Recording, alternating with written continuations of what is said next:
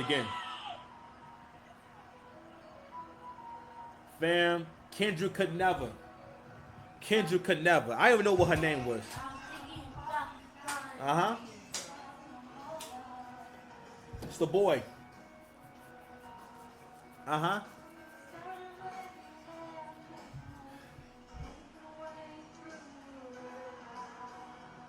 Hey. Hey. Hey. Hey. Uh-huh. Okay. Let's go.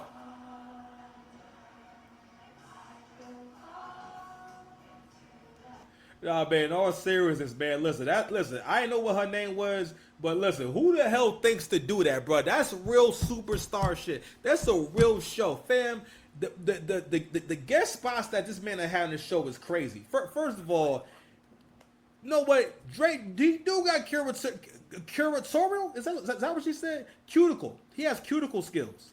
All right? That nigga he put Sexy Red in context. All right? Because he was smart enough to know Sexy Red is good for this right here. Sooner or later, her cookies get crushed. That's right. And sooner or later, her cookies get crushed. That's right. All right, exactly. He found the perfect context for her right here. Is not singing very much and not rapping very much. Matter of fact, Sexy Red needs to only be an effect that you hear, or like a just keep on the hook. All right, like he made Sexy Red look fly. You understand? And I enjoyed that. That's the most I've enjoyed Sexy Red since she dropped that baby. I ain't gonna lie. After Sexy Red had that baby, I became way bigger fan of Sexy Red. I ain't gonna hold you. Shout out to DDG. What I'm asking is, does anybody in here have a fucked up ex? That's all I want to know. This is from the DDG stream. Better not put that goddamn camera on me, bitch. I ain't going back to no bars for that shit. Think of that person. Take a second. Take a second. I want you to visualize. Yeah, almost visualize all those nights that you up. DDG got mad at his cameraman after he put the camera on him after Drake asked the crowd if they have a psycho ex. Let me tell y'all something, yo. These niggas are streaming. These niggas is getting money to the point where they got a cameraman to go streaming with, bro. He don't even got to hold the camera. You know what? That's how we finna do it, too. Your boy finna start Twitch streaming in a little bit. You know what I'm saying? I'm trying to tell you, I'm finna be in these streets, my G. You understand? But anywho, I think that's all I got for right now that I wanted to talk about. Oh, but before we go, I got a few more clips, man. Hold on, here we go. Kendrick Lamar. Bad food, yo. Absolutely not. His music don't touch the soul of the South. Yes, it do. It don't make us move down. I ain't never heard nobody jump across. Say, man, bump that Kendrick. Now, I done heard him say, I done heard him say, bump that Drake now. Yeah. See, I don't know the context, nothing like that, but again, that's the culture. That wasn't about Drake. That was just about being at odds with the black man, going against the black man. The black man say this, and then you say this. God damn it! All right, but that shit right there, that's a lack of cooperation. Okay, a lot of black men get caught up in this trap of going back and forth about shit that don't even matter. All right, and this is one more thing. Actually, I'm sorry, no, but I saw. Oh yeah, here we go. This is shit right here. So these are a few comments from Drake's comment about the UK, right? So this is No Child Left Behind. This is George Bush, and it says uncultured American swine who never actually listened to UK music, calling it trash. They wasn't saying that when they were eating off his features / talents, ungrateful pieces of ish. Okay? And somebody wrote this, and this right here, this speaks to the mindset that's prevalent in the black community. Again, you got this Lex Luthor Superman type mindset when it comes to people you like and you don't like. The nigga said the reason why people in America, and this is this guy's response to why people in America turned on Drake. They turned on him because he's an F-boy. He crossed everyone in the business that he's had dealings with in one way or another. He's foul. And I'll repeat, it's because his feelings are hurt, don't give him the right to blatantly lie to his fans. Even people in the UK would say that he's dumb for saying this. And what's crazy, and again, this is how niggas are arguing. And again, let me tell you, let's explain why before we go. If you find yourself being great, right? You know what I'm saying? Hold on. Someone needs a place to stay for the holidays. These niggas be needing a place to stay. If you find yourself in this situation, you have to understand why this person is saying this. First and foremost, they're trying to morph you into a version of yourself that's easier for them to defeat because they can't fuck with you. All right? Also, they're doing that because they don't want to feel bad about who they are. But most importantly, and then this is one of the fallouts, the consequences of feminine leadership. It breeds all these people who can't even have a conversation. You literally feel as though you can tell other people what to think, and that everyone has to have the same opinion as you. But before we go, let's go ahead and touch on this clips thing, because I'm like, you know what? I got a few more minutes. I got a few more minutes. All right. Let's talk about this clips thing right here. All right. Let's go ahead and go over this chains and whips thing. So one stat. Here's an interesting stat.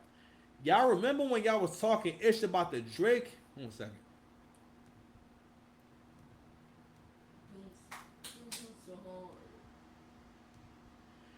Y'all remember when y'all was talking ish about the Drake and Camila Cabello debuting at 149 on the Spotify global chart in the middle of the beef? Laugh my ass off. It debuted higher than the empty Clips and Kendrick. Mwahaha. Laugh my ass off. Karma is a beautiful bitch, ain't she? Right? So, the song Whips and Chains got 1.2 for 1 point. Excuse me. So far, the song's got 1 million streams. Okay. Let's see what we got here. Cause there was one more stat.